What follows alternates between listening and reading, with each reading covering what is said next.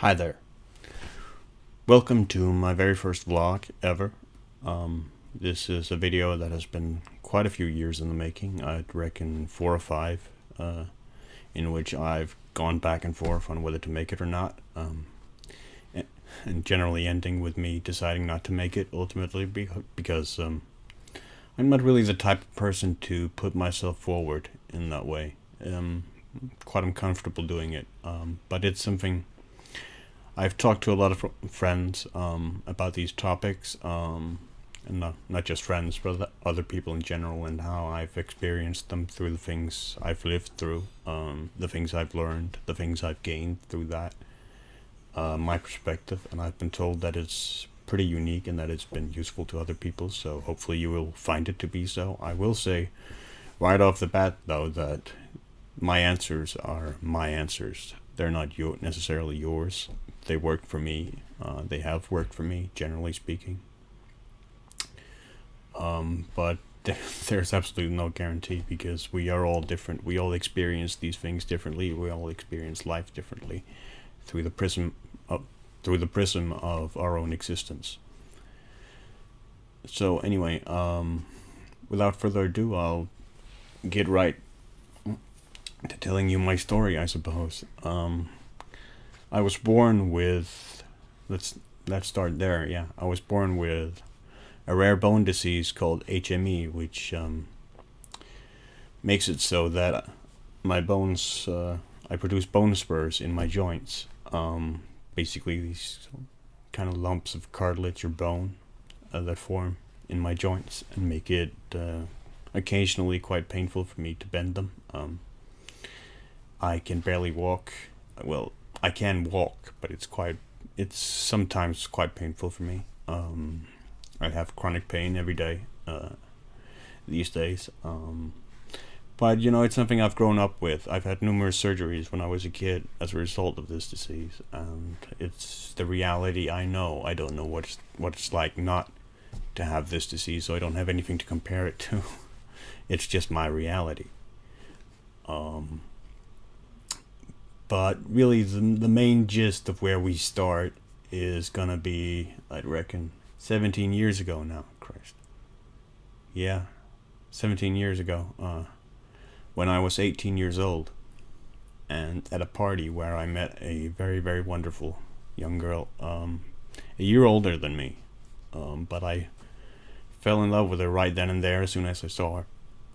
And we started talking, and then we started meeting, and I found out that she seemed to like me quite a bit as well, for whatever reason. And really, I started thinking very heavily about a future with her.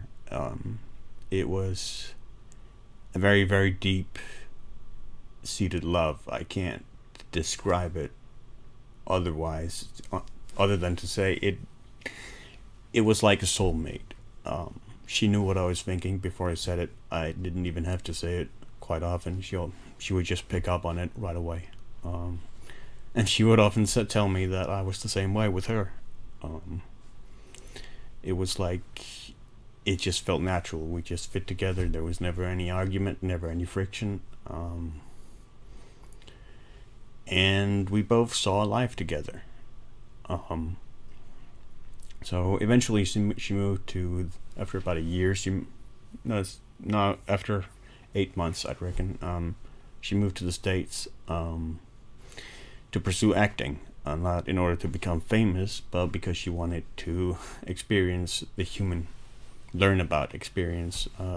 condition, so to speak, and she felt acting was basically the ultimate way for her to do that. And she felt the best potential for acting could be realized in America, in the American theater.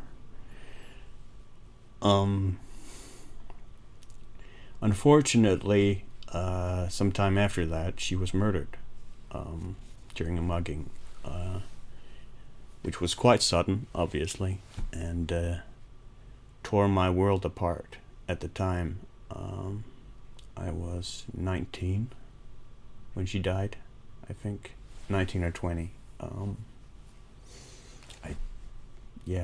Thereabouts. And it completely broke my reality, because my reality at that point revolved around her. It revolved around the very notion of a future with her and building a future with her. And all of a sudden, all of that was gone. And it completely removed the foundation from under me. And I was utterly crushed. The first instinctive reaction was complete denial that it had happened, that this was some kind of mistake, that any day now she would contact me and I would find out that no, she wasn't dead at all. But that obviously was not the case. And as that began to fade and the realization came that this was real, what came then was a very deep-seated guilt that I had failed her somehow because I had not been able to protect her, which is a very stupid notion, but it was very ingrained in me that I should have protected her somehow, that I should have been there. She died alone, she died afraid, and it was my fault because I couldn't protect her, and that it should have been me. And from there, the guilt kind of developed into a very deep sense of self-loathing, that I was a pathetic human being for not being able to protect her, and for not being able to be there for her when she needed me. And I struggled with that for a very long time. I'd say 5 or 6 years at least, where I basically felt like a despicable human being. And would tell myself so repeatedly. And basically, I started looking for answers. I started recognizing that this was not healthy. And I started looking for answers, so I started turning to philosophy, and I started reading a lot of philosophers like Montaigne, Kant, Kierkegaard, Sartre, Nietzsche, on and on, Voltaire, and eventually I arrived at a French Algerian writer called Albert Camus, and his writings ultimately saved me. I cannot recommend him enough. He is a genius. I don't have any. He is the embodiment of the human condition to me, of living despite all the suffering, finding pleasure despite all the suffering, finding happiness despite all the suffering in life. That is basically Camus to me. But what the experience ultimately taught me was a couple of things. First of all, it taught me that life is infinitely fragile, and to be thankful for every single moment that I had with people I cared about, with friends, with family, because you never know when life can change, and all of a sudden it changes everything, turns everything upside down, your entire reality. So I learned to be thankful for the present, because it could always be worse, and it could always be better tomorrow. I also accepted quite quickly after she died. I accepted my own mortality, the idea that I was going to die, which, for a lot of people is often accompanied by fear or terror, the notion of their death. For me, it wasn't. For me, it was just acceptance that it's going to happen. There's nothing I can do about it. I can probably do certain things to stave it off, but it's going to come for me sooner or later. So the only thing I really can do is try to live while I can live, and choose to live. Camus has a quote, I think, that says, live to the point of tears is one, which means live in spite of suffering and pain, or with suffering and pain, because suffering and pain is a part of life, and they make those precious moments when you are happy that much more precious, and that they make that high that much more elated when it comes. So I learned to be thankful, and I also achieved a certain sense of serenity, I guess, because with that mortality came a realization that I didn't want to waste my energy with stuff like getting angry, getting outraged. It just, why would I waste my time with that? It it would take seconds away from me that I would never get back. So I made that call pretty early on. I think after 2 or 3 years. So anyway, I made peace. Eventually, through much struggle, I managed to make peace with myself, and I managed to accept the fact that I had no control over what happened, and that the self-flagellation over it was pointless. But you see, the really difficult part was that I had always been a person who relied on logic and reason, and that it was something that you couldn't really reason your way out of, because I could tell myself, this makes no sense, blaming yourself for this, there was nothing you could do. But as much as I might tell myself that, my brain would still tell me, that's bullshit, you should have protected her, you should have been there, you should have done something. And you didn't. You are a failure for not doing that. And working through that and overcoming that was enormously difficult. I can't even give you a specific method that I used other than to say I persevered. I just kept at it, despite how much it hurt and despite how low I felt as a result of it. I kept at it, and eventually it reached the point where it faded. It never went away. It hasn't even gone away now. It still pops up on occasion, but I can generally keep it down, and I can generally overcome it and drown it out with sense and reason now. So at that point, after about 5 years, I just accepted things. It was basically just acceptance, and I accepted the fact that I was probably never going to meet anyone else like her, probably not going to fall in love in the same way ever again, feel the same way about anyone, and that I was destined to be alone. And then I met another remarkable woman that I fell in love with, and who fell in love with me, and we got engaged. And then she fell off her horse, and she broke her back. And now this was a long distance relationship. She lived in the Netherlands, I live in Denmark.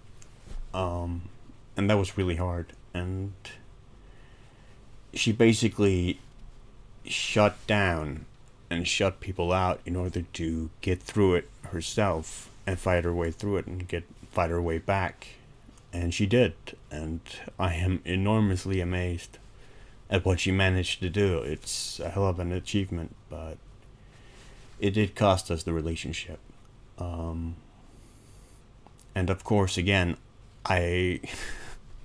this was now the second woman of my life who had suffered an enormous accident of fate, or ill experience of fate, or whatever you want to call it. And I started to feel a little cursed.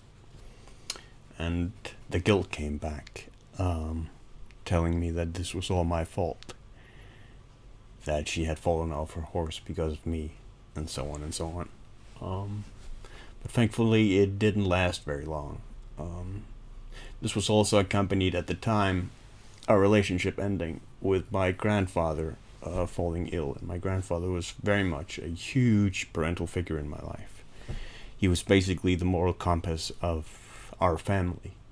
He was a real hard labor guy. He former ship's welder. He used to lie down there at the keel of the ships and weld them together. And he'd been a former merchant marine and sailed around the world. And the last year of his life, his mind basically went, and he went senile. And that was enormously difficult to witness because he'd always been so full of life.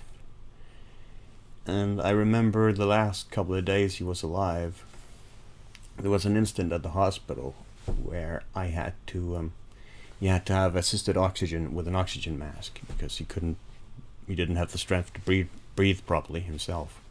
So I had to hold him down while they put the mask on, kept the mask on him, because otherwise he would knock it off and he wouldn't be able to breathe right.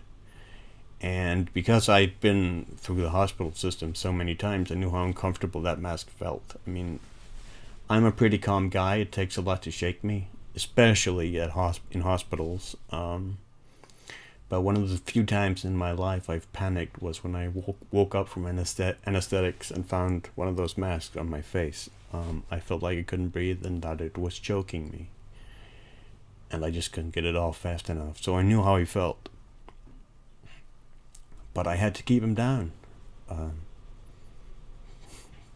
in order to keep him from knocking off that mask, and I had to keep him down for like an hour or something while he was fighting me. And that was enormously hard. I can't even begin to describe to you how that felt.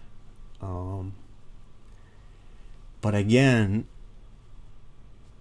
I got through it with the words of Camus, that he has a quote, another quote, that always resonated with me very, very powerfully, and it goes something like, in the heart of winter, I found in myself an invincible summer, and it made me happy, because it made me realize that regardless of how hard life pushes against me, and how hard I push against myself, there is always going to be something inside me that pushes back. And that's really it. That's really how I got through it.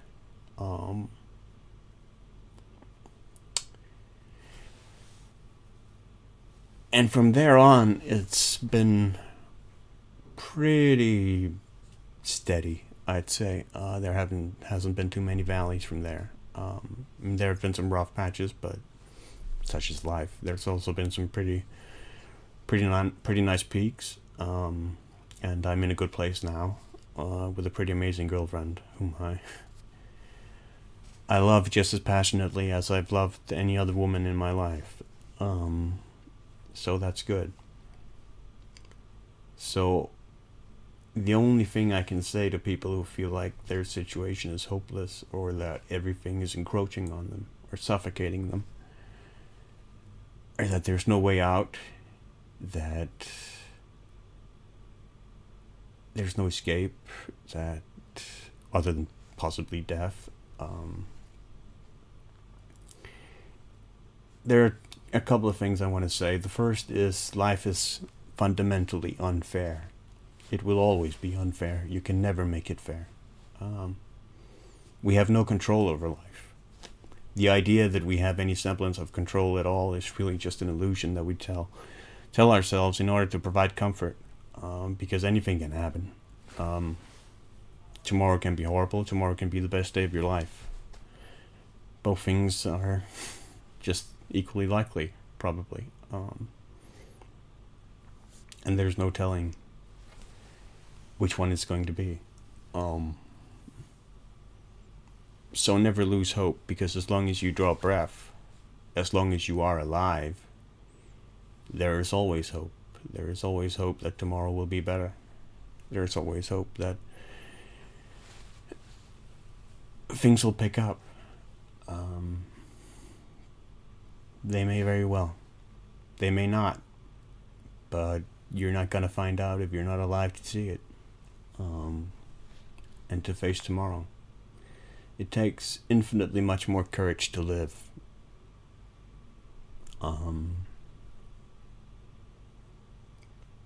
Because life is hard. And it doesn't give us easy answers. It doesn't give us easy solutions. We have to figure those out for ourselves, and we have to figure those out throughout our entire lives. There's no set path. You have to figure it out for yourself, and it's going to be different for each of us. But that's really all I wanted to say, and to say, please take care of yourselves. Be safe. Try to be happy. Don't waste too much time searching for happiness or the idea of happiness, because that might actually keep you from being happy. Just live in the moment, accept the moment, give everything to the present. That would be my advice. And take pleasure in your family, your friends, and treasure every single moment that you get with them. That's really the best advice I feel I can give. And it may sound corny, it may well be corny, but it's how I feel and what I've sort of learned. I also learned